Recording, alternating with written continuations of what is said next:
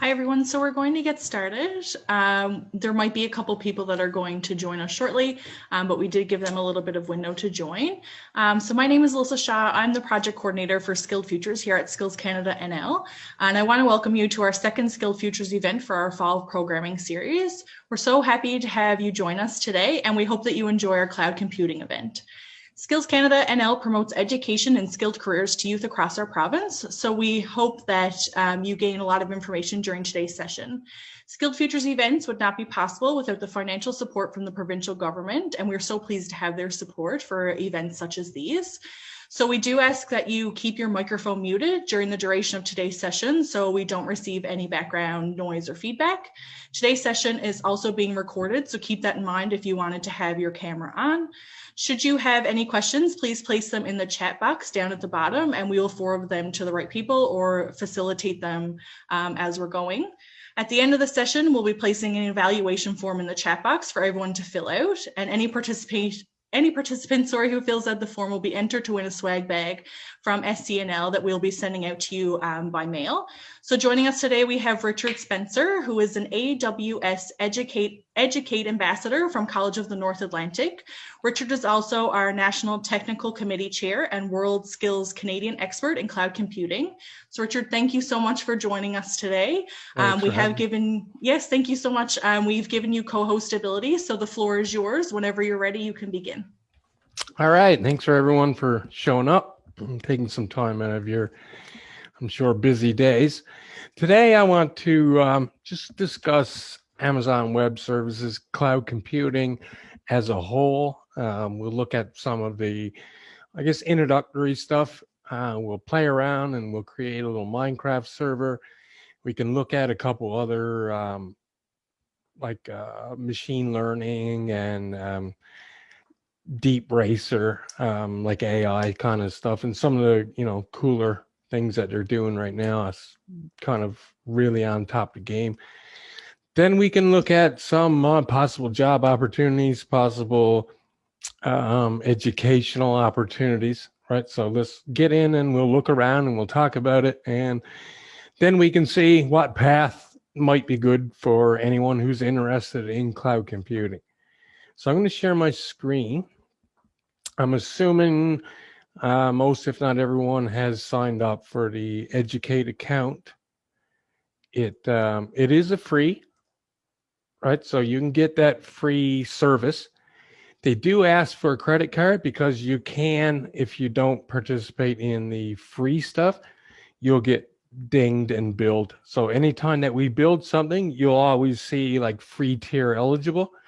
That means that we're not going to be charged for anything. But just in case you didn't, and you went and fired up a $20,000 a month server, they've got your credit card information in the background just in case that you decide to do that. So who here is, let's just get some information on everyone in the class. Who here right now is, I know I've got some of my students at the College of North Atlantic doing CSN. I recognize some of those names. Throw in the chat, are you currently a student? Are you currently working? Have you done anything with AWS or cloud computing? Just so we can get a little bit of a background on what everybody's, experience level and what they're doing in school and these kind of things. So fill up the chat and it'll give me a little bit more information on what to focus on and what to kind of lead you towards. Right, if we got a lot of programmers, we can touch on how that affects you as a programmer. We've got CSN students here. We've probably got people doing computer science, right? So we've got quite a different background here. We've got computer Luke and Mehdi is doing computer science. We've got a couple CSN students. So let's take a look at the console itself and just a little bit of the background of AWS. And we've got a teacher who does web development at Sheridan College, and it's our Skills Ontario. So welcome our Skills Ontario people. We're, we're trying to grow cloud computing as a Skills Canada competition, and it's relatively new. So if this is something you're interested in, you're kind of getting in on the ground level. So let's take a look at the console itself. Here's my console. I'll give you a minute to log in.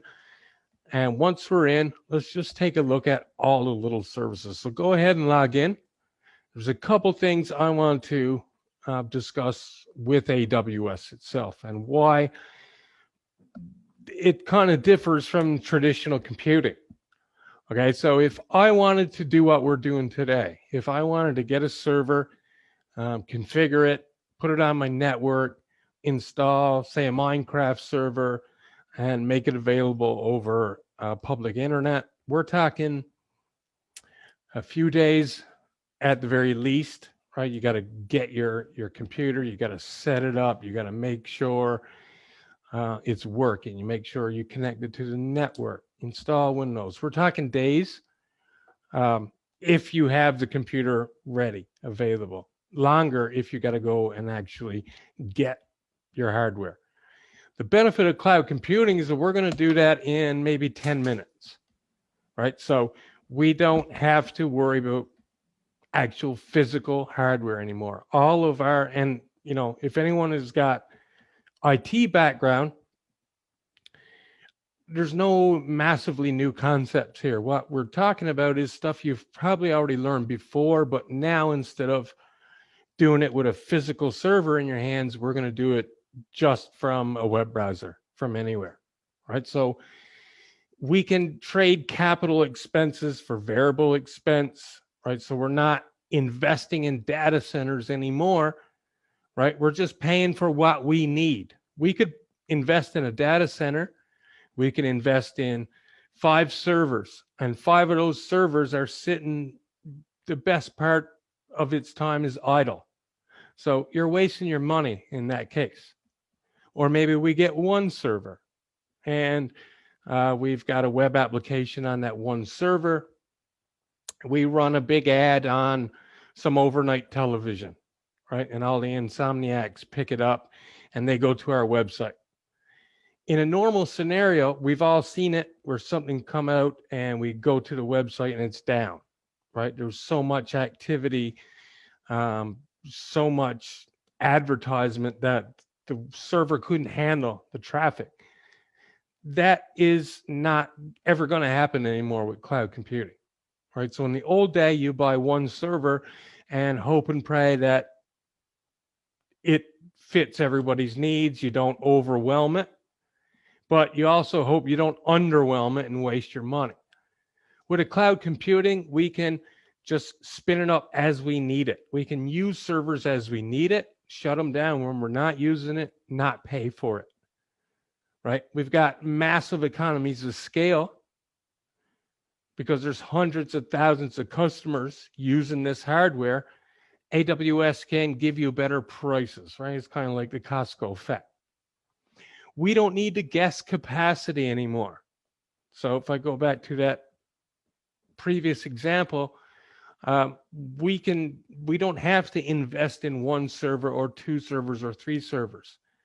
We can invest in 50 and then an hour later turn them all off, right? We can invest in 1, and if it starts getting overwhelmed and overloaded, we can just scale up as we need and add more services, which is something you can do automatically while you're asleep, as opposed to in real time, like the traditional way, you'd have to go out. So let's say we've got a fantastic web-based game you've developed. In a traditional sense, you would get your servers, you'd build your servers, you'd get them online, you'd test it. And if it gets really popular, it's going to go down because you only got 1 server up. But in a cloud world, you could be asleep, your servers could be taking a hit, it's a really popular game, and they'll automatically scale out and add more servers so your game doesn't take a hit. So what you would normally do that would take you days, in a traditional sense, to go back out, buy another server, replicate that server, that's gone. right? This is minutes now. You don't even have to have anything to do with it. It'll be done automatically. So you don't have to guess capacity anymore. And in turn, we've got a better speed and agility. We don't have to spend money on data centers. We don't have to pay for heat and lights in data centers. We don't have to pay for security in data centers.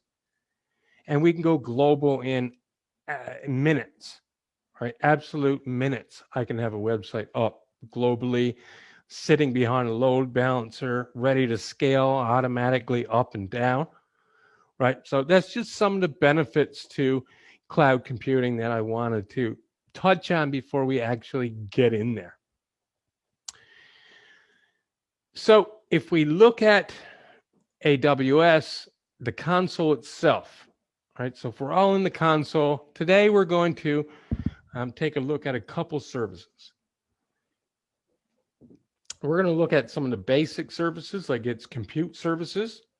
And if we got time, we'll look at some of the cooler stuff, like the machine learning, race cars and machine learning keyboards and these kind of things. So once you're in the console, you can see all the services that AWS has. I think there's new services every day. You'll see it broken down into pretty much containers. So you've got compute services, which are your servers. Whether you want to run standalone servers, whether you want servers created and managed for you, right? Depending on your needs, there's an option under compute. Our storage, so like S3 object storage, any server storage would be there. And we got database services here as well, right? So if you're used to, I don't know, maybe you're running databases in-house, you can now run them in the cloud.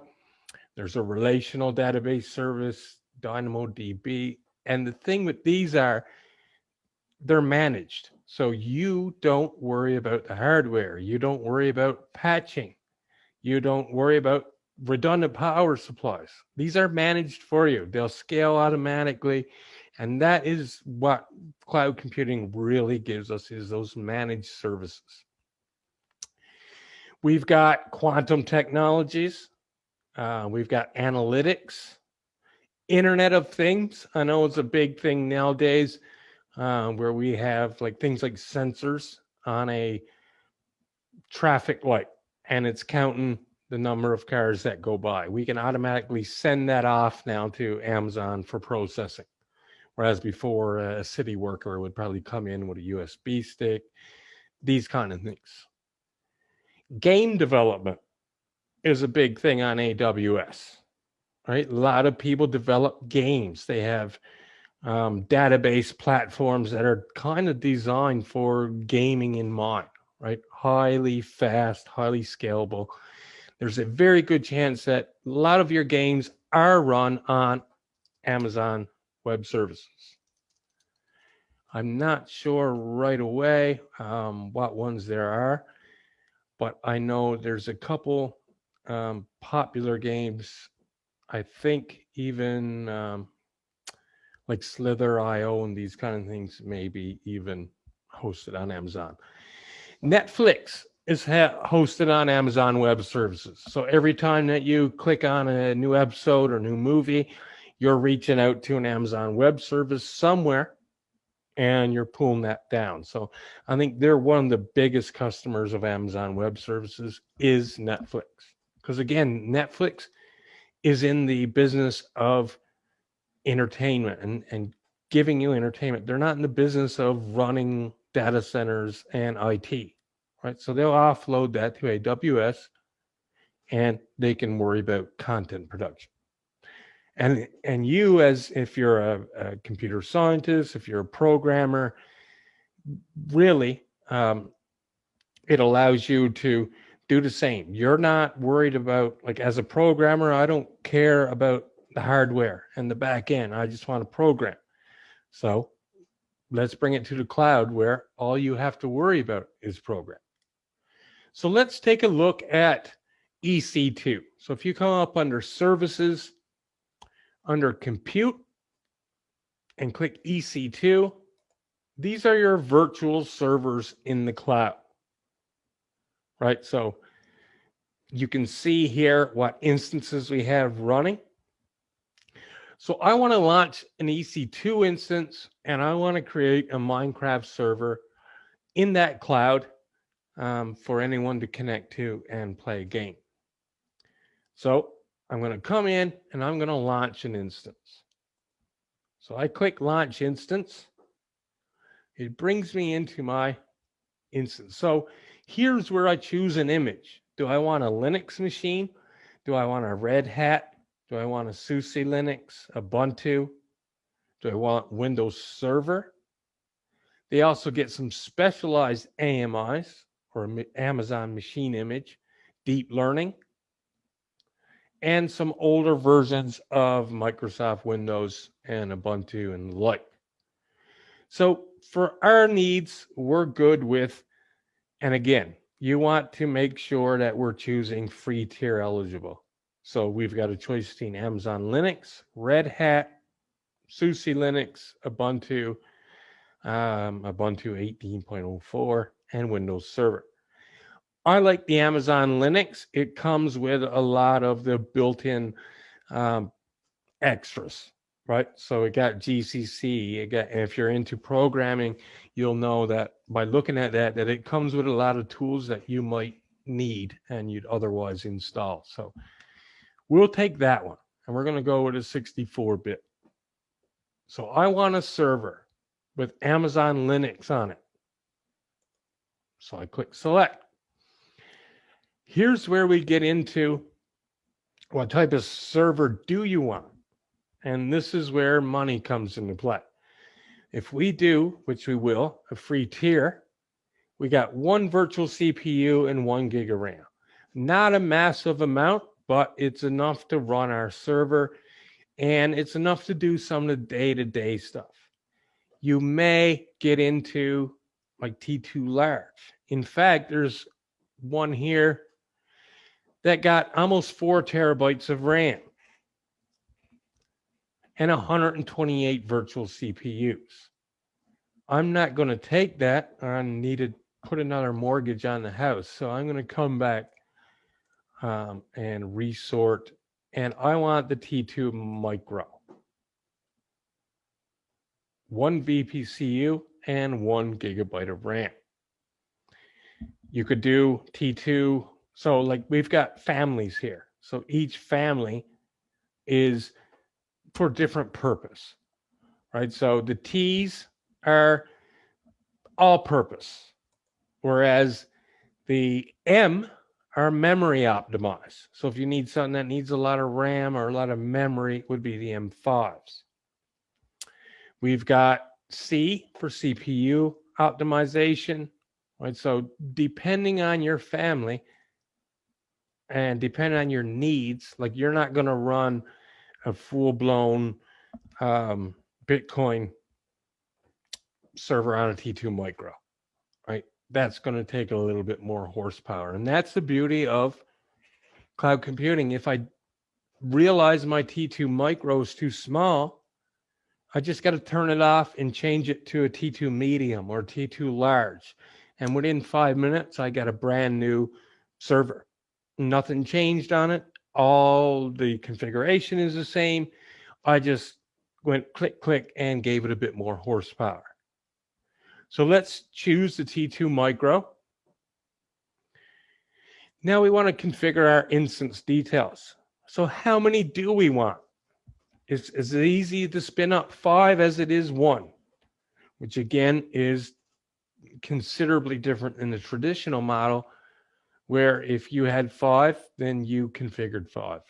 Here, I'm just going to configure 1 and spin up 5 of these instances just like that, right? There's some stuff here like your network and subnet, right? So you can get into networking. I mean, we've got 2 hours, so I could talk for 48 hours on some of this stuff, and in some cases for months in class, right? So we're not going to get everything today, but the point is to just pique your interest, show you what's out there, navigate around the console, look at some jobs and these kind of things. So we want one instance. We want to auto assign a public IP. If we're having a global Minecraft server, then we need a public IP to connect to it. So we're going to say enable. The rest of the stuff we don't need to be too concerned about. These are more advanced details, right? So we want one instance of a T2 micro with a public IP. So I click next, and now I need to add storage. Anything under 30 gigs is free tier. So you can go in and you can create as many as you want under 30 gigs. The minute you go up past 31, you're going to pay for it. So always be mindful of the free tier, right? So 8 is fine for our needs. We don't need any more than 8. So we're going to have a 8 gigabyte disk drive we're going to attach to that instance. It's just a general purpose SSD. If we wanted, we could go with a magnetic, but if we can get an SSD on the free tier, then we'll use the SSD. Any tags, we don't need to get into that too much. And the security group. So your security group is the firewall. So this instance that you're creating, we need to create the appropriate firewall rules. Right? So we want to be able to SSH in, and that's always done by default. Right? We want to SSH into our instance, so we need to open up port 22 in the firewall from anywhere, right? 0.0.0.0. So anybody can SSH into my instance on port 22, providing they got the right key. We also want to add another rule. We want to allow, if you scroll down, we want to allow HTTP traffic on port 80 from anywhere. And we need to open up the port for Minecraft, which is 25565. Now, not really sure if it's going to be a TCP or UDP. So normally I'll open up both TCP and UDP on that same port just to make sure that the traffic's going to go through. So the traffic now, we're allowing Minecraft server traffic, we're allowing web traffic, and we're allowing port 22. So we can give it a name. We can call it Minecraft Security Group, or SG for Security Group. Once we're here, we can review and launch. So it gives you this overview of a page. It shows you what the image is going to be, shows you your instance type, any security groups. All right, once you're happy with how it all looks, just click launch. Now you get to select an Excuse me. Yeah. Sorry to interrupt. I just noticed there is some message on the security group. The source needs to be a CIDR block. Yeah. So once you come over here, make sure they have a 0.0.0.0/0. So it should look like this. Yeah, I think that's it. So I have also had another question. Let's say by mistake or by anything, if I choose beyond 30 gig or anything on memory, at the review part, will it show me the cost? Nope. There is like an AWS cost calculator that you can use to come in and take a look at some of your calculators. So Okay. if I came down and looked at, and this is a good question, because if you're ever curious, what if I add a 35 gigabyte EBS volume? We come in and we say add an EBS volume. I'm going to say 35 gigs of a general purpose SSD. and it'll tell me roughly your first bill is going to be $3.50. So we're only paying $3.50 for that. But there is a chance by mistake I might launch something without knowing them. If I'm just curious. Anyway, I'm not sure if I go back, I don't think there is, but if I go back and say, like, this is your kind of thing here, right? This is your warning. Okay. Now, if I say 50,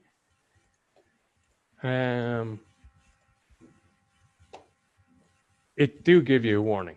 Absolutely. Okay. Your instance configuration is not eligible for free usage. Good. Yeah. Thanks so much. Right. And yeah, good question, because it does happen. So if I put this back to 8 or even 30, we're still under free tier, and that warning goes away. Good. Thank you. You're welcome. So once you click launch, you're going to create a new key pair because you haven't have a key pair yet. So you can even give it your name, but remember it and save it. It's important. Without the key pair, you don't get into the server. So you got to download that key pair. I'm going to save it here. Now I go ahead and click launch instance.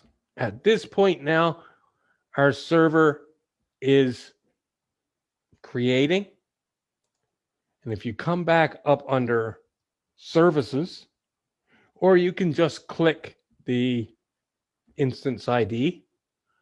Right, so if you click this instance ID, it brings us over here and it shows us the servers now that we're currently spinning up.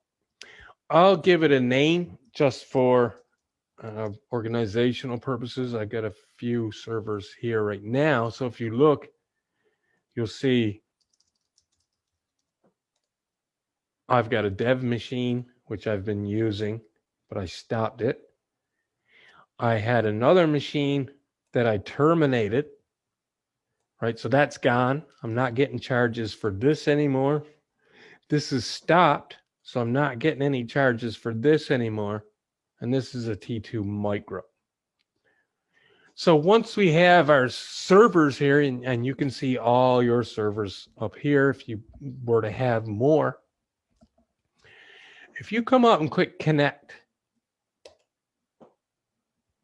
your first tab is an Ec2 Instance Connect. So we don't have to go into PuTTY and generate keys and log in with PuTTY.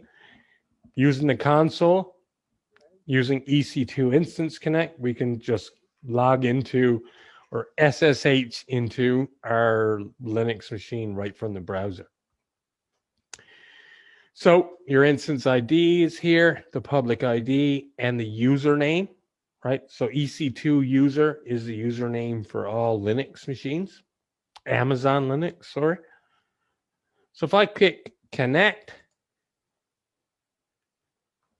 as quick as that, I'm into my server.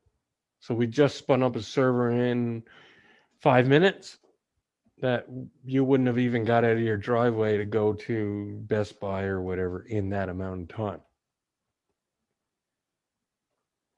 So any questions so far? We've got the server up. Excuse me. We've got the server running. Now all we got to do is install Minecraft. So first thing I'm going to do is do exactly what it says. I want to do an update. I want to apply all the possible updates on this server. So if I run the sudo yum update, right, it's saying we need to update your IP tables. I'm going to say yes, that's fine. Everything gets updated. So I'm going to clear my screen just so we got a blank screen. At this point, now we need to install any extras. So I'm going to start putting some commands in the chat. The first one we want to do is a sudo Amazon-Linux extra. So this is going to give us all like Java, for instance. We need Java on this machine in order to run Minecraft. So if I paste it in, it's installing Java, and that's what I like about Linux. You can see stuff installing. Kind of makes you feel relatively smart, like you should be on Criminal Minds or something. But you can see everything happening. It's not just a spinning circle. They just installed Java, Nginx, Python, right? All these tools that you may need. So once we are up to date with our Java, we can do a sudo make directory and make a directory that we're going to install Minecraft in. So if I type in sudo make directory under user games Minecraft, then we want to go into that directory. So cd user games Minecraft. So you should see your Minecraft directory in here in your prompt. Once we get our directory made, we need to download Minecraft. So don't click that link, type that link in. So, or copy and paste it. It's going to be sudo wget and the HTTP. So basically we're going up to the internet and we're pulling down the Minecraft server. Now, if you try and run it, it's going to tell you that you need to agree to the end user licensing agreement. So I'm trying to run the server. There's not a ton of RAM on this, so sometimes it takes a little bit of time. And here it says you need to agree to the end user licensing agreement. So if you just type in, first you need to take ownership. So sudo chown ec2 user. So I'm saying give ownership to the ec2 user for the file eula.txt. So now that I'm an owner of that file, I can make changes to that file. Now we've got to do a echo. I mean, there's two ways of doing this. If we do a echo eula equals true, and we pipe it out to the eula.txt, that should work. So now if I did a cat eula.txt,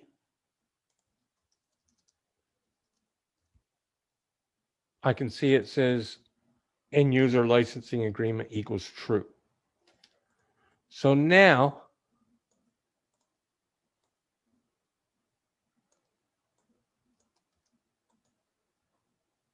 try and run our game again.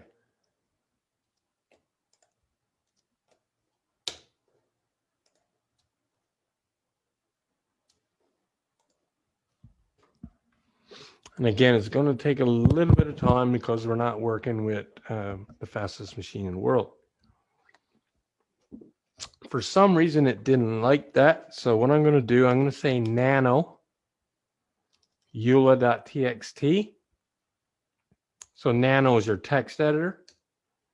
I'm going to go in and I'm going to get rid of the quotes because I think that kind of throws it off. So if I click Control X, it's going to ask me, do I want to save it? Yes, I do. Now let's try and run the server again. Hope this time it works.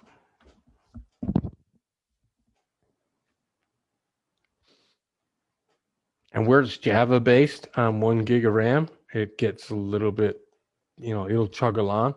But you can see the environment loading up. We're loading 7 recipes, 927 advancements. I'll be the first one to say I'm not a Minecraft player. I know the point of it. I know the workarounds, and I know how to set up the server. It starts Minecraft on the server. It's on port 25565, right? That's the port that we used, and we opened it on the firewall.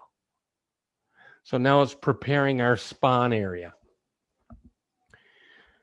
Normally, if you're on a faster machine, this is done by now. But otherwise, we got to wait for it to get to 100% before we can actually log in and start playing our game. So as that's going, I'm going to come back into the console, and I'm going to fire up my dev machine. Here's where I have the Minecraft client. So I got to start it up. One thing about the client, where I'm on my work computer, I can't install stuff. I had to install it from the cloud. I can connect to the server, but when I try and join the game, there's something, it's saying I got too much characters. And I think it's in my computer name, where the computer name is part of the cloud. So that way, that's the problem. So it says it's done. It is, right? We're saying we can't keep up. The server's overloaded, but hopefully it's running. So if not, we'll just have to kick up a bigger instance. And again, that's why we're in the cloud. We can do that. So I'm going to connect to my dev machine using RDP because it's Windows. And I'll just download the remote desktop file, get the password associated. Right, so it's a little bit different when you're on a Windows machine. You got to actually decrypt the password and log in using remote desktop.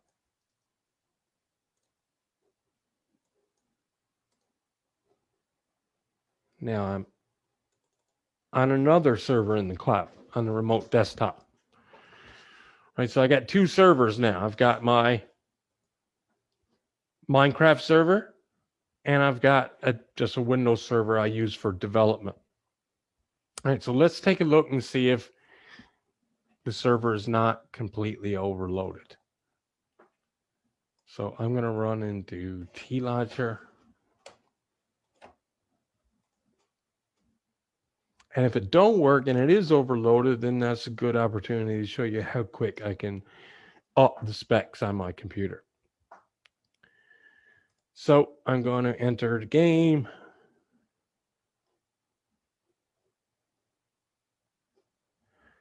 As that loads up, you got to come out and get your public IP. So come back into under Compute, under EC2, click Instances to view the instances that we've fired up. Go to Minecraft. Just click it once. Copy this public IP version 4 address. That's the address that you're going to put into the client to connect to your server. So if I click multiplayer, it automatically looks for games on my local network. I don't want that. I don't think anyone's playing Minecraft at the college here.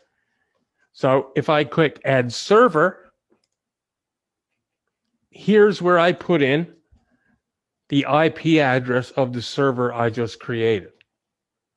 Then I click Done, and now you can see that Minecraft server is up and running. I'm going to delete this one. my Minecraft server is up and running, and there's 0 out of 20 players online. So once I try and actually connect, it throws me an error. And this is something to do with the fact that I'm using, I think my computer name is too big.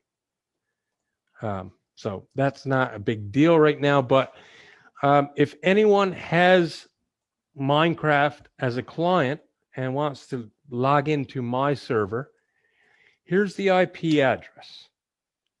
And if someone could log in so I can show you what it looks like from a server level, that would be great. So if there's anyone on here, Noah, I'm looking in your general direction, that can log in just so I can show everyone how the Minecraft server operates when people actually log into it.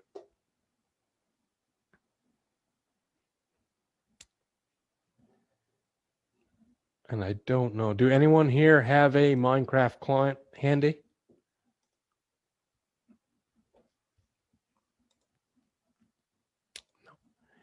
Okay, that's fine. Too many serious folks, maybe. Yeah.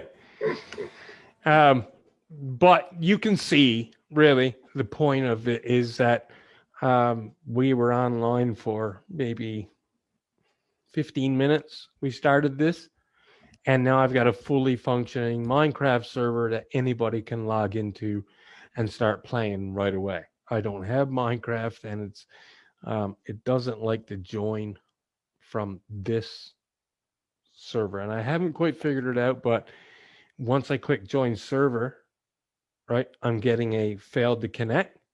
If I come over to the server itself, you'll see these error messages pop up on the server. It's saying you lost your connection. The received string length is longer than the maximum allowed. 21 is what I'm passing. 16 is what it allows. And I'm not 100% sure what that's referring to, but I really think it's the name of the computer or the DNS name. And if I shorten it, it should work. Now, you'll also see that the server's overloaded. So what can we do in this case? We've got an option. We can scale horizontally and add more servers, or we can scale vertically and make a bigger server. Scaling horizontally becomes an issue with the Minecraft server because you're going to be running 2 servers on 2 different machines. We can put a load balancer in front of it, but again, it's not 1 server. So we want to scale vertically. I'm going to go ahead and create a bigger instance. I wouldn't recommend you do it unless you shut it down right away. But here's the benefit of cloud. I've got a machine right now that got 1 gig of RAM and 1 virtual CPU. It is not happy. It's running too heavy. So in a real world, I got to go to somewhere and get more RAM, get a better, it just becomes a whole thing, right? But in the cloud, here's how we do it.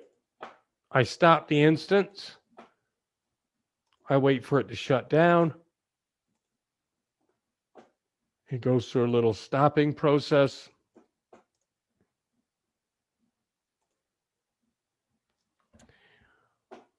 Once it shuts down, it's just a couple clicks, and I've got a beast of a machine if I want it.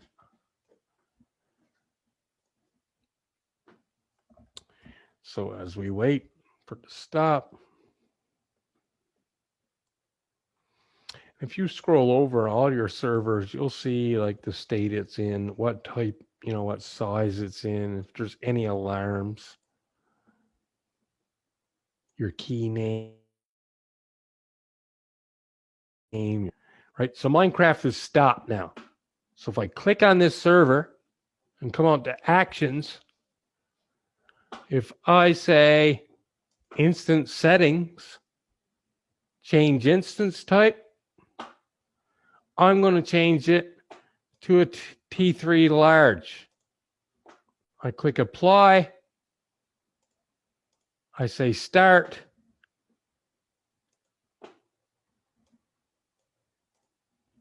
And now instead of a T2 micro, I'm a T3 large. So if I look at the specs,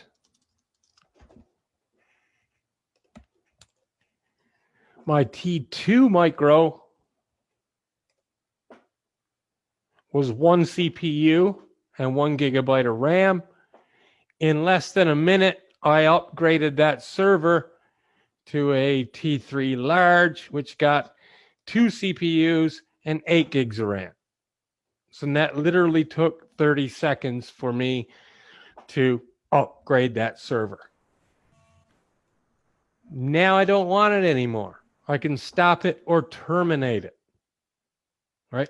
Another thing I'd like to show you is the auto scaling. How do we make it that if we run a commercial overnight and we get millions of people come to our website, how do we make sure we don't blow the server apart?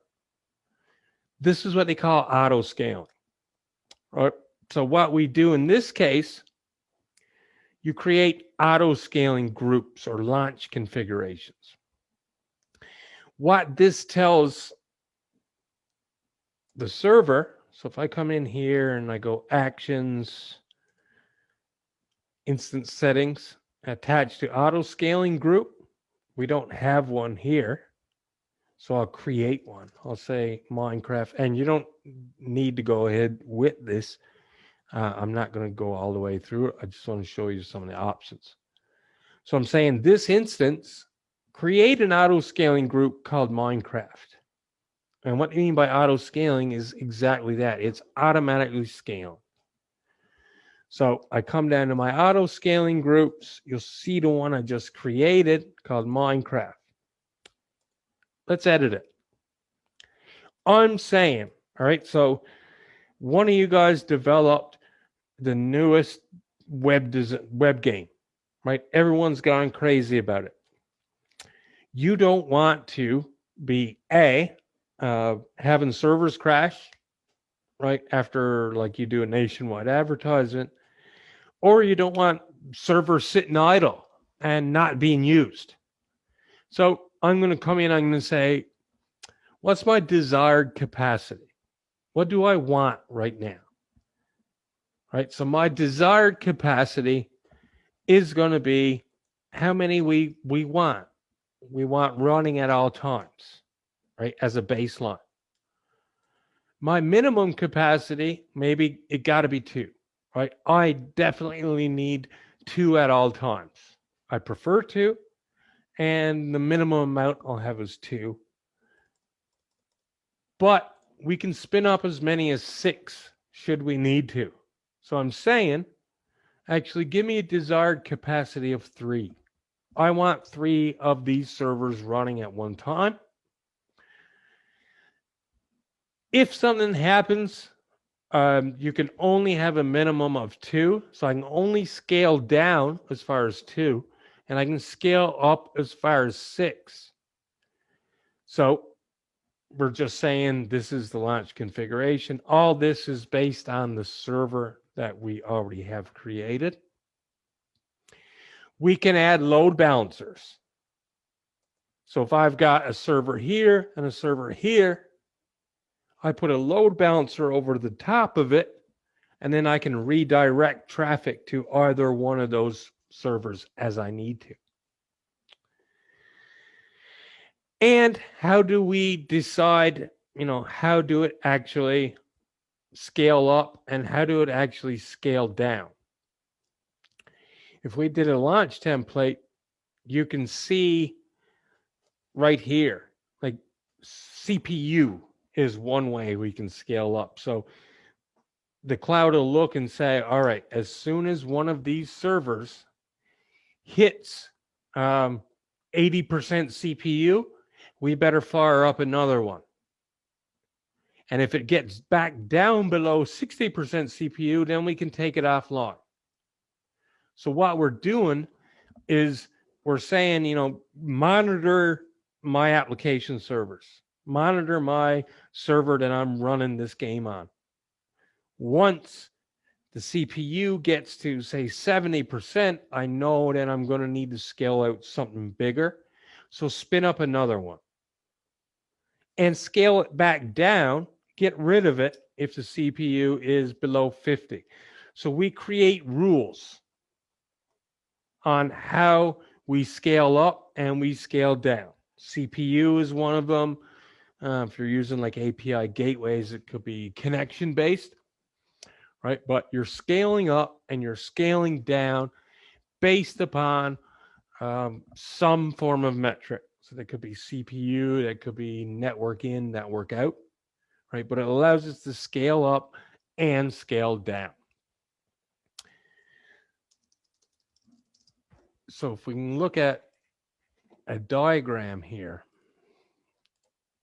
and this is the beauty of the cloud. This is one of, if not the main reason people get into the cloud, right? We don't have to pay for resources we're not using, and we don't have to be stuck with one server regardless of how much traffic, right? So we say our minimum size, our desired capacity, and our maximum size, depending on the CPU usage or network in or memory usage, spin up additional ones, right? So when that 3 a.m. advertisement runs on the shopping network and everyone goes to your website,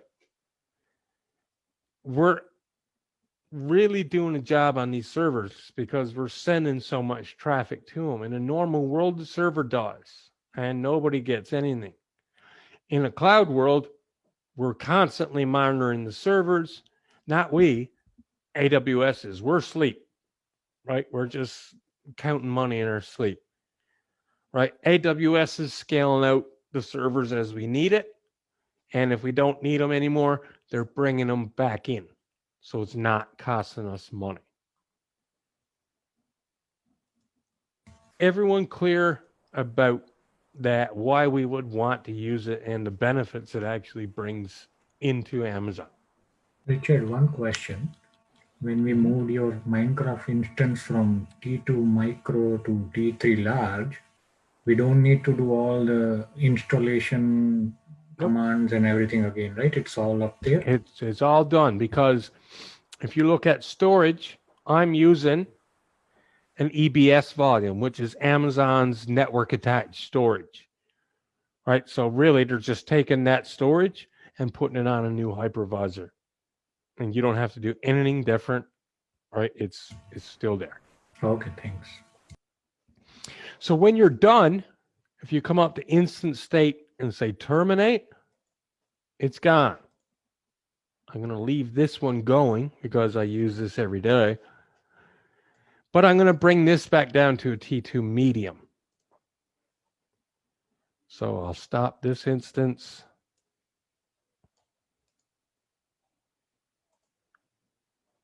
Once they stop, this one's gone because I terminated it. But this one will stay up, and I'll just change the instance size. So that's the server point of EC2, right? These are your servers that you can do whatever you want with.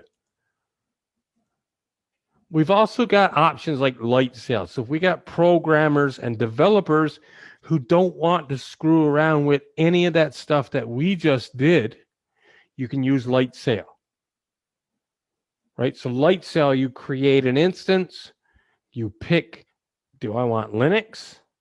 If so, I want Amazon Linux 2. And basically, it's saying, all right, here's your plan. It's first month is free, but otherwise it would be $350 a month. And they manage all the scaling and stuff. You don't need to manage it. All right. In this case, you're paying for bells and whistles. All right. If you understand the EC2 side of things, you're almost better off going there. We've got things like Lambda. So we're running code so we can put in functions. So Lambda is nice because Amazon offers a lot of serverless technologies. So there is still servers, but you don't see them. You don't pay any mind to them, and you don't have to worry about them. Lambda could be something like, let's say you've got a online game, and then when someone logs into that online game, you want to send them an email, right? So when you log into that game, it could be as simple as your username and password going into a database, and a database could trigger a Lambda function, and that function could be anything like sending you a hash key or sending you a welcome email. All right, so it allows us to run functions without a server. And they're just some of the compute services, right? A lot of times when people talk about cloud, they talk about storage, iPhone, iCloud, Google Drive, right? But there's so much more to the cloud and so much more that we can do. You want to look at some of the cooler, not cooler, but, you know, state of the art. Amazon is really into machine learning and VR and these type of things now, right? So the AR and VR, if anyone got interest in augmented reality, virtual reality, they use Amazon Sumerian. Not something I've used a lot of, but you can come in here and you can create VR and AR simulations, right? So if anyone's ever used like an Oculus Rift and you go into the rooms, you can see that exactly. Let me show you something that I met a guy. Well, he was another AWS expert. He's from Hong Kong. Probably the smartest person I've ever met. He does a lot of machine learning and he does a lot of VR stuff. So they created a demo called All Screen. So it allows you to be a virtual tutor using virtual reality. So let me double check and make sure that you can get my sound. And let's just take a look at this. Can someone confirm? Actually, I don't know if there's any sound on it. But it's kind of like a virtual reality, and it was created in Amazon Sumerian. So if we come into Sumerian, we can come in and create scenes. Now, again, it's not something I've used much, maybe once for 5 or 10 minutes.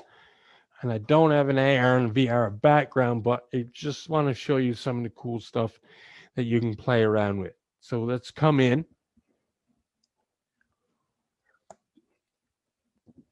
And let's create a virtual reality scene.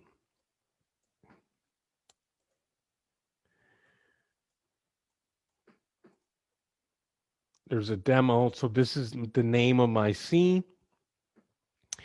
I can add specific parts of the environment. I can add specific backgrounds. I can change the backgrounds. I'd have to insert some images, right, to create. So if I want to create a virtual reality of a basketball court, then I got to take a picture of the basketball court to put it in here. There's also sounds, post effects, right? Now, this is something that you kind of got to play with, get used to it, and really dig in. And there's a lot of courses and stuff that you can do, right? If I actually made a scene, I would save it and kind of incorporate some AR, VR in that. Aside from the AR, VR, they do a lot of data analytics. Redshift is a data warehouse. They also do, and it's pretty fun, is Deep Composer. Anybody play any instruments here? Keyboard, drums, guitar. Deep Composer allows you to write music. It uses AI. So it'll give you a keyboard or a console, right? A keyboard is about $100, but we can do it inside the console.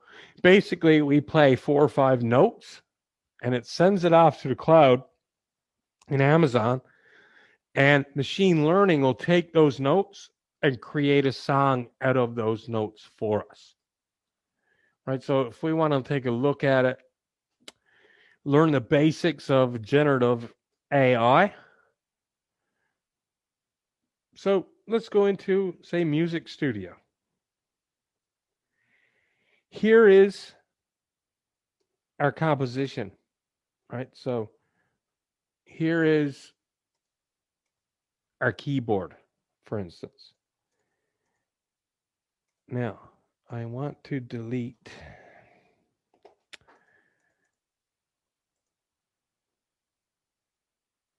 so this is a sample melody. If I want to record my own melody, here's the keys. Do you guys hear? Can someone confirm that you can hear my system audio and the keys? Okay. Yes, I hear. So I'm going to record. And again, I'm not, I can play drums. I can't play keyboard. So I don't know how good machine learning really is going to be, but if it's going to make me a musician, then it's going to be really good. So if I click record and I start playing, that's all I did was 5 notes. And I click play again. Oops, sorry.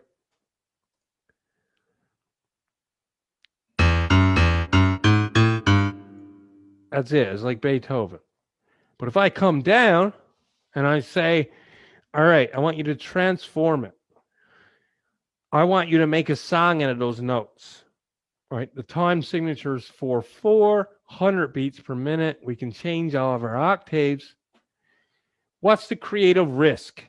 So as you increase this number, the risk increases and the compositions will get a little bit more experimental.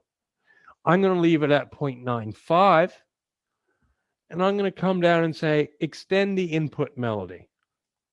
Make that a song. So I'm sending it off to Amazon. Machine learning is looking at it, reading the notes, reading which one I pushed after another, taking the melody, and now I've got a much longer song. Now, let's see what it sounds like.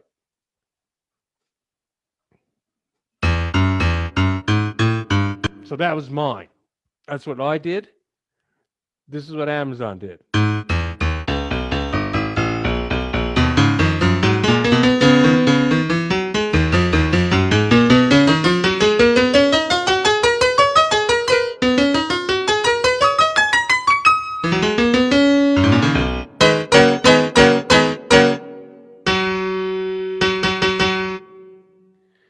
So it's cool because now we've got a song. You'd almost even think I knew how to play keyboard. We could also change like things like beats per minute. I can record again. And I can say,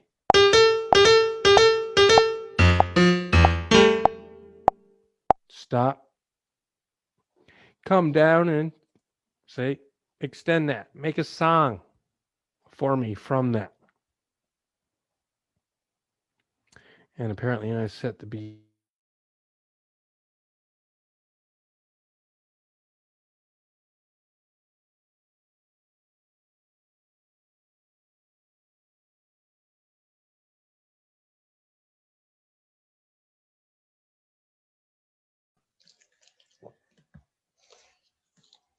I think I'm back.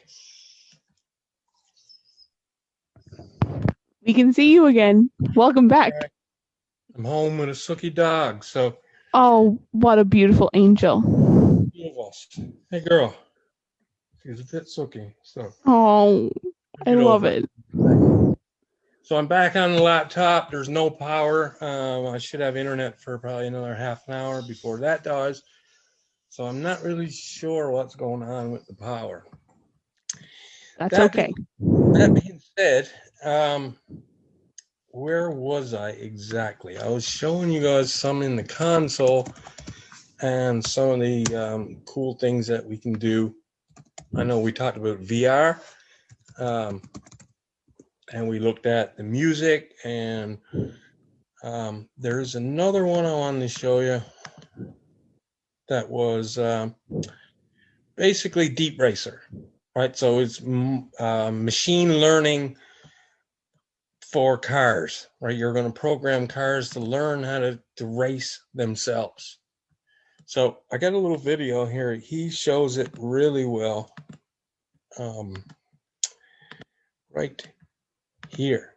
Just take a quick look at that, and then I'll fire up the console again, and we can just take a little look at Deep Racer itself. Okay, hello Cloud Gurus, how y'all doing? Welcome to the very first episode of Deep Racer, the fast and the curious. I'm Scott Pletcher, I'm an instructor here at Cloud Guru, and I'm quite skilled at messing things up. This series is going to be about our picture-perfect journey into Deep Racer glory. I mean, we're cloud professionals, and we should know what we're doing, right? Wrong. It was a hot mess.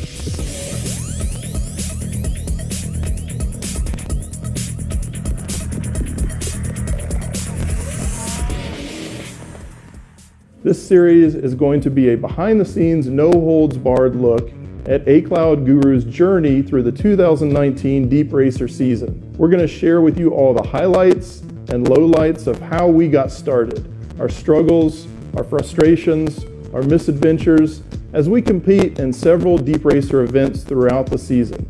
So buckle your seatbelts, because here we go. It all began on a pleasant day in November 2018. As part of a slew of new announcements at 2018 reInvent, Dr. Matt Wood announced Deep Racer.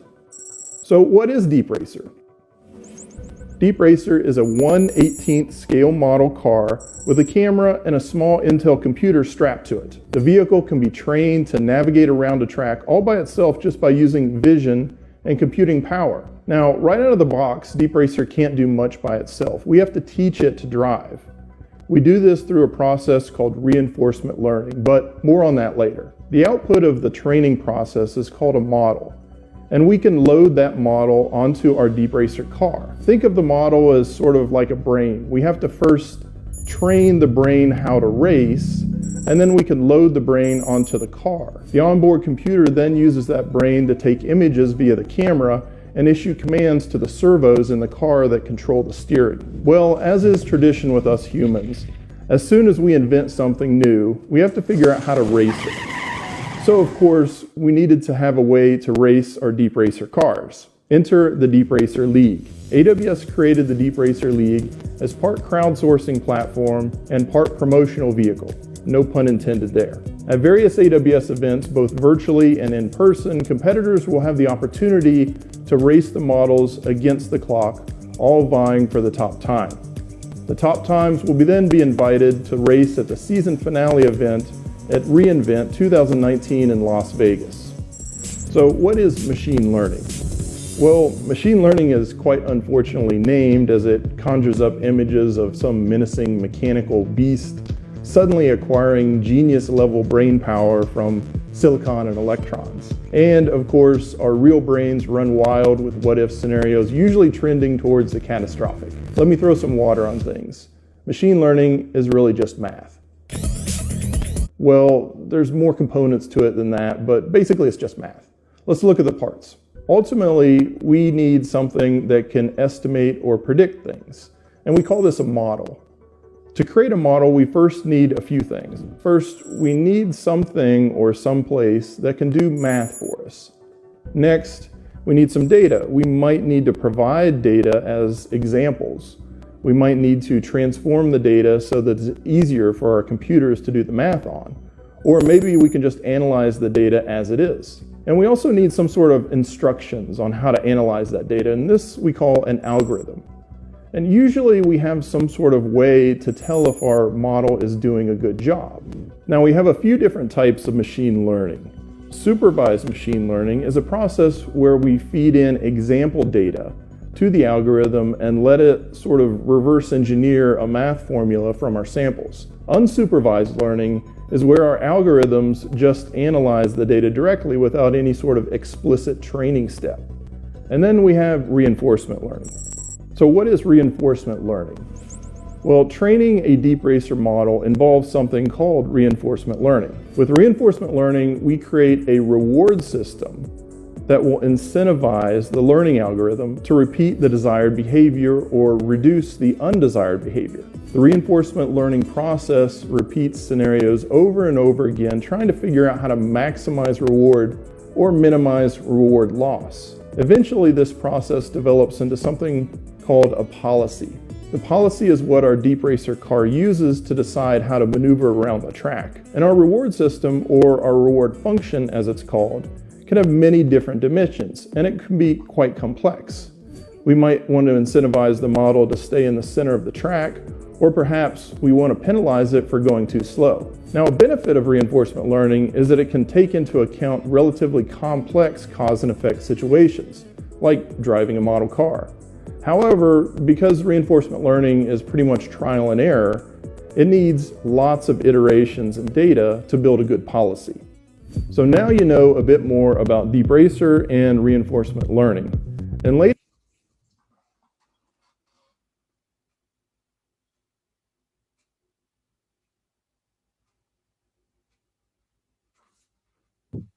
Richard, darling, you're muted.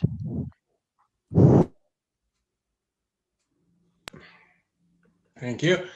So as you can see, it's more math. We're rewarding this car with point system with everything that it does, right? So if you want to look at it, the actual championship itself, it's pretty interesting. Almost a full second it's faster, a big event that they do. Like much, but at these speeds, that's monstrous. And having some hands-on time with the deep racer, adjusting. And there's a championship cup. So the beauty of this is that you can go ahead and you can get a deep racer car, or we can just do it in the console as well.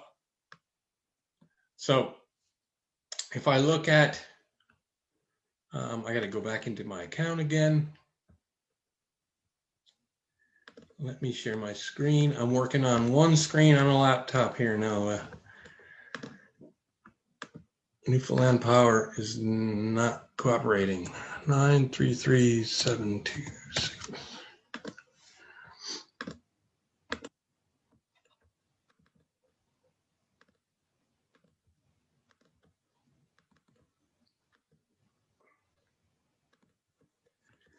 So I'm going to share my screen to the console. And let's take a quick look at Deep Racer. So it's a race car that is built on reinforcement learning, just like training a dog. All right, if it does something good, you give him a treat. If she does something bad, you don't give her a treat. This is the same idea, right? So this is the machine learning. We looked at the compute, we looked at virtual reality and augmented reality. We looked at machine learning with Deep Composer, and now some machine learning with Deep Racer. So they take machine learning and incorporate these games and stuff that makes it a little bit easier to understand and fun, right? So you can go ahead and create a model and race. With regards to the free tier, let me double check. New customers can get started with free 10 hours of training time. So there's always training opportunities in the cloud, especially Amazon. They give you, they want you to use their products, so they're going to give you free options, right, to go out and try these things. So here you can come in, you can type, your model name, any description, and then your environment simulation. So you can choose like American Hill Speedway, which is kind of cool, as Asia and Pacific Bay Loop, right? They all got different lengths and different widths. And there's many to choose from. Then you come in and they give you a vehicle, right, from the garage. So here's the original deep racer. It's a camera. Its maximum speed is 1 meters per second, steering of 30 degrees, speed and steering granularity of 3. That's the only one that we have in our garage as of now. And here's the code. This is a basic code, and the point of Deep Racer is to write better code to have better reinforcement learning. But here's the reinforcement learning part. We're saying if the distance from the center is less than or equal to marker 1, which is 0.01 times the track width, give a reward of 1. That's the highest reward, right? So give a higher reward if the car is closer to the center line and vice versa. So the further it is from the center line, the less of a reward. Once that car gets that high score reward, it wants to keep that high score. It wants to get a higher score. And that's the reinforcement learning and machine learning. These are not something we've done a ton of. I don't know a lot of people who are into it, but machine learning is one of your biggest trends in IT. So, and cloud computing. So if you look at biggest IT trends of 2020, artificial intelligence, Internet of Things, edge computing. Let's take a look at a couple more. Aerospace technologies, 5G, healthcare, autonomous driving technology, which we just looked at, right? So things that like cloud computing, machine learning, artificial intelligence, VR and AR, these are all hugely popular IT areas of growth. And you can do them all with an Amazon account. And so I thought they were pretty interesting stuff to show you. There's also Amazon recognition. So if you look at Amazon recognition, it allows you to detect specific objects. So if you upload an image, it looks at that image and it tells you what's in it. So here's a person, here's the cars, here's a skateboard, here's the percentage that they got it right. You can do facial analysis. I'm wondering if there's somewhere, yeah, I can use my own image to put in my own facial analysis, even though I'm not sure if I got a picture of myself right now. I'll put up a family picture.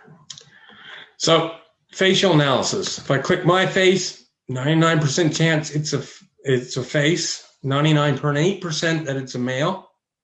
The age range is 22 to 34, which is great because I'm almost 39.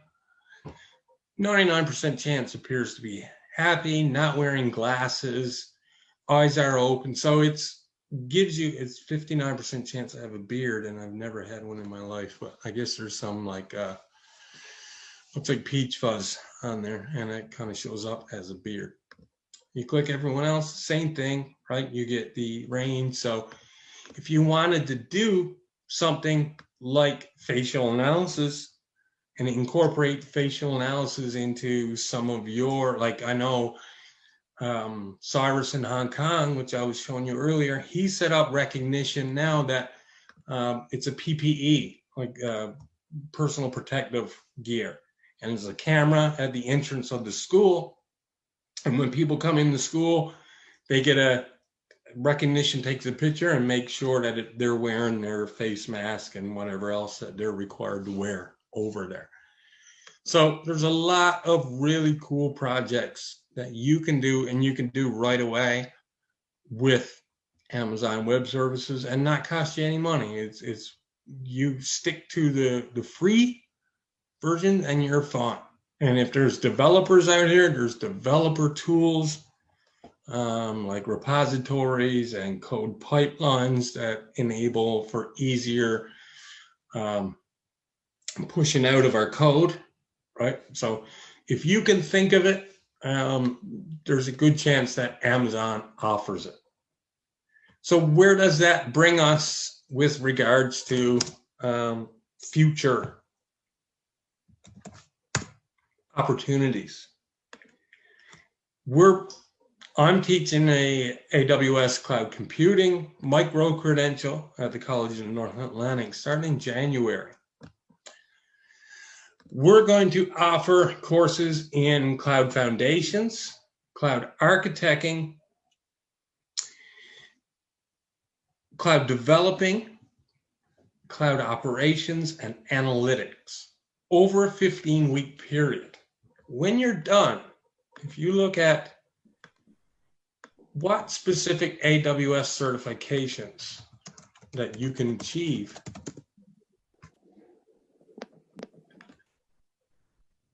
we've got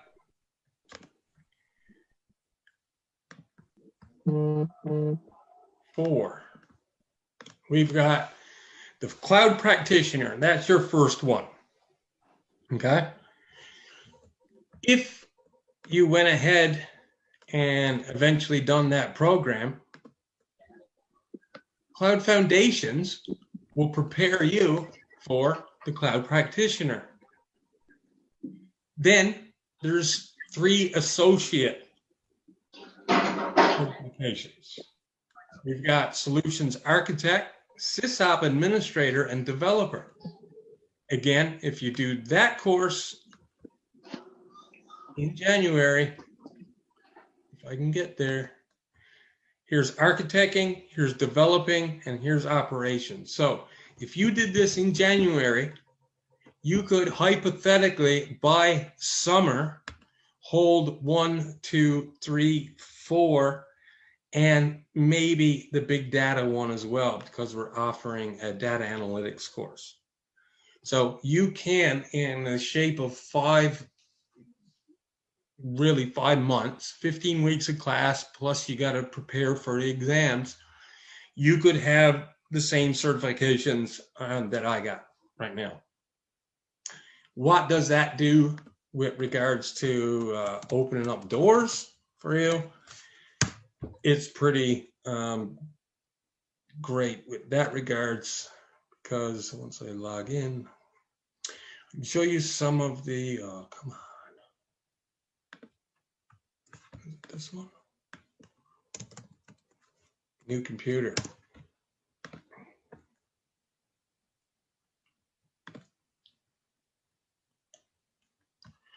So if I come into jobs, for instance,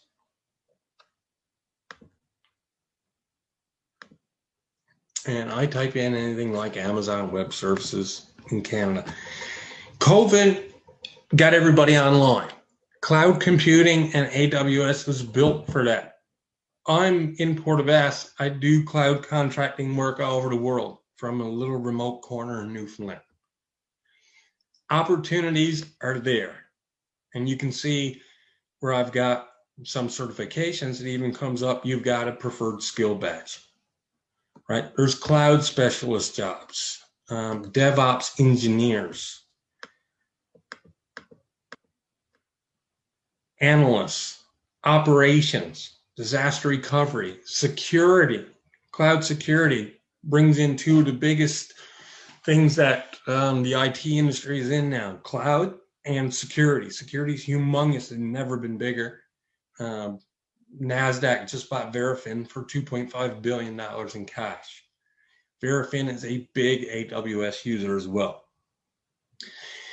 These are jobs, high-paying jobs. You can do them remotely, right? Here's an AWS freelancer. And if you know AWS storage, you can work for these guys as a contractor. There's over 40 pages of jobs. If you go to Amazon,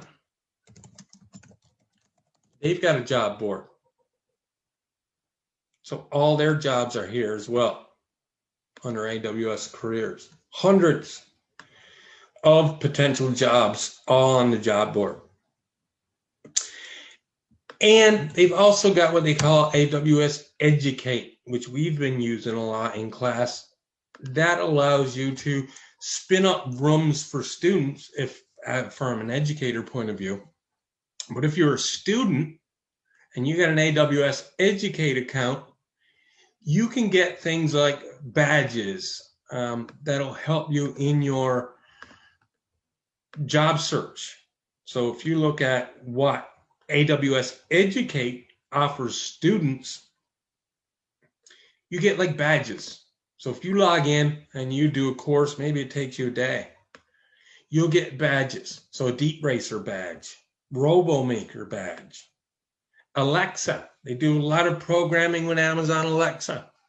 Sumerian. These are all the courses you can go in and do, even if you're already doing another program. The more you can get on your resume and the more badges you can get, it opens up a wide kind of net that you can cast for any career opportunities going forward. So at the end of the day, if Amazon is something that you want to pursue, if it's something you feel you're interested in, I mean, it's not so much Amazon. If you're interested in servers, if you're interested in databases, if you're interested in AR, or VR, or IoT, it doesn't matter. There's an option in the cloud for you. All right, it's just taking traditional IT and moving it into a web browser. Any questions, comments, observations about the cloud itself, about any career opportunities? Now's the time. The floor is all yours. Thanks, Richard. I am really excited. Thanks so much. It was wonderful. I had a quick question. Since this session is done by Skills Canada, I was wondering what kind of skills competition are we going to envision from AWS perspective or cloud perspective in future, if at all? Sure. So with regards to, so I guess now's a good time to talk about the trip to Russia. I went to WorldSkills in Russia last September and took one of our college in North Atlantic students over to participate in the cloud computing competition. It was something like this, and this is available to everyone. I think when they put them off, you can join it. But what it is really they're saying, we've got a new company, all right? We rent unicorns, and it's to some degree of this. We need you. We lost, our whole dev team is gone. So we need you to go in and make sure everything is fine, make sure our animal rental application is fine, make sure that we can purchase orders. So your job is to go in, spin up the servers, spin up the scaling, the databases, and make sure that you can, every time that someone sends a request to your web service, it actually rents a unicorn or it'll refund the unicorn, these kinds. So it's a real world kind of scenario. And they also do jams, which is basically another real world scenario. They've got an issue, you've got to go in and troubleshoot it. So AWS Game Day is similar to some of the competitions. Now I'm sure that will change a lot before the next one, but that's kind of what it is. It's just a real world competition. Now, is that going to be what we're going to do nationally? It depends on, we can't do that without Amazon's help. So that's a topic for discussion as well. Okay, thank you. You're welcome. Any other questions? I've got a few pictures from Russia. If anyone wants to take a little look at the competition itself, and this is a Skills Canada event, so probably talk a little bit about the WorldSkills as well. I know for cloud computing, the age is a little higher where it's a new skill. And I do believe it's 25 years and younger. I think with COVID, it's going to be 26 now, right? So what happens is experts from every country come over with their students. We're set up in a building like this. It was a massive building with a lot of different people from a lot of different places. All right, these are the landscaping competitions, just to give you an idea of the scale, right? The electrical installations. There's not a lot to see for cloud computing, right? Because it's in the cloud. So you got a desktop or a laptop, and from there we can do everything we need. So it's not a fancy looking setup, but it just goes to kind of show how cloud computing is, right? It's funny side of things with Skills Canada, and I used to do the IT systems and networks. That involves so much hardware that it was 3 or 4 humongous just crates on top of crates being sent in. This is what cloud computing looked like. Everyone had one laptop. IT systems and networking was a lot bigger of a setup. It was this. So they brought in these servers, and they brought in another big rack here, right? Whereas all we did was sit down at a computer. We didn't have to worry about any of that. And that's, again, the beauty of cloud computing. So it was a great trip. We learned a lot. I mean, we were only 3 or 4 weeks, I guess 3 or 4 months into cloud computing when we found out that we were actually going to be going to Russia. Here's our closing ceremonies. I mean, if you ever get a chance to participate in any Skills Canada, whether it's provincial, national, worlds, do it. It's a life-changing experience. 2 years ago, I didn't know what cloud computing was. Now I've been to Russia. I've been in the room with Putin, as you can see. And you meet so many people. I've got friends all over the world, right? This was a young guy from Japan who got bronze. This was the after party. Like, there's so much to do and to learn. And, you know, the competition is great. Being able to compete is great. You want to win, you want to do well, but you meet people and you get, like, I know 12 or 14 of some of the best AWS users in the world. So I can draw on that as we need to. So by all means, if you ever get a chance to participate in any Skills Canada, do it. And don't be worried about how you're going to do, or, you know, enjoy the experience. Take that opportunity as a learning opportunity. And if you win, fantastic. But what you learn and what you take from other people is really the most important thing. So that's about all I've got for today. My laptop got the green light on, so that's not going to last much longer either, and the power's still out. So do we have any questions before we clue up? There's a ton of opportunities. I've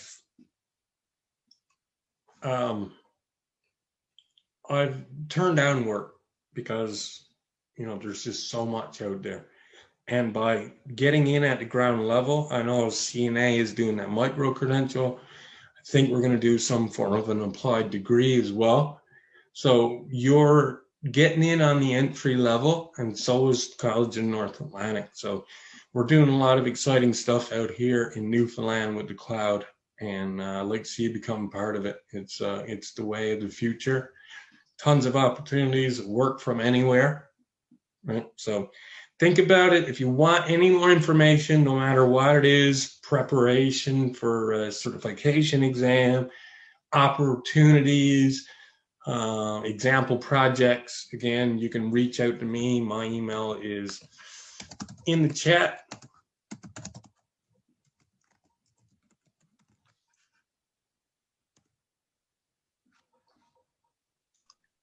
Well, perfect. If there's no other questions, thank you so much, everybody, for joining us. Huge thank you to Richard.